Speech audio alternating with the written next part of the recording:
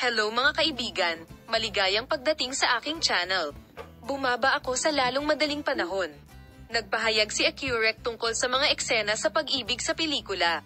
Si Engin Accurek, isa sa kanyang pinakabagong mga proyekto, ay gumawa ng taus-pusong mga pahayag tungkol sa mga eksenang naranasan niya sa tabi ni Bill Fenn upang masiyahan ang pag-usisa ng media at ng kanyang mga tagahanga.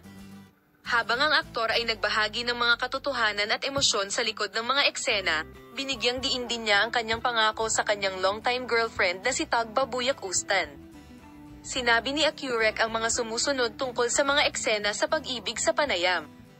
Bagamat may mga eksenang realidad ng acting profession, ang kailangan nating pagtuunan ng pansin ay ang lalim ng emosyon ng ating mga karakter at ang paglalahad ng kwento.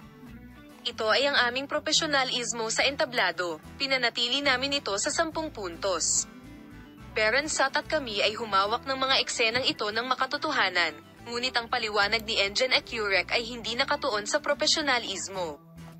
Binigyang diin din niya ang kanyang relasyon sa sikat na aktres na si Tagba Buyak-Ustan at sinabi ang mga sumusunod. Sa oras na ito, ako ay kumikilos lamang ng profesional. Kahit na tila magkakaroon kami ng isang relasyon na may ibang karakter sa malaking screen, ang aking kasintahang si Tagba lang ang nasa isip ko. Ang relasyon ko sa kanya ay nasa isip ko lang, ang aking kasintahang si Tagba. Ang relasyon ko sa kanya ay mas mahalaga sa akin kaysa sa anumang bagay. Napakahalaga niya at priority ko. Nasa isip ko ang presensya niya sa backstage at sa set. Ang mga pahayag na ito ni Engin Accurek ay lubhang nakaapekto sa kanyang mga tagahanga at sa media.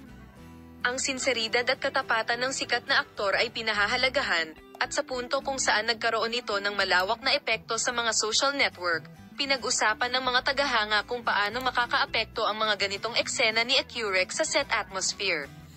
Siyempre, baka magkaroon ng tensyon sa shooting ng mga ganoong eksena. Ngunit sa kasong ito, ang ating komunikasyon at pagtitiwala sa isa't isa ay napakahalaga. Para magtulungan tayo para makumpleto ang eksena. Salamat sa panonood ng video. Ipapaalam ko sa iyo ang tungkol sa mga pag-unlad sa paksa. Paalam.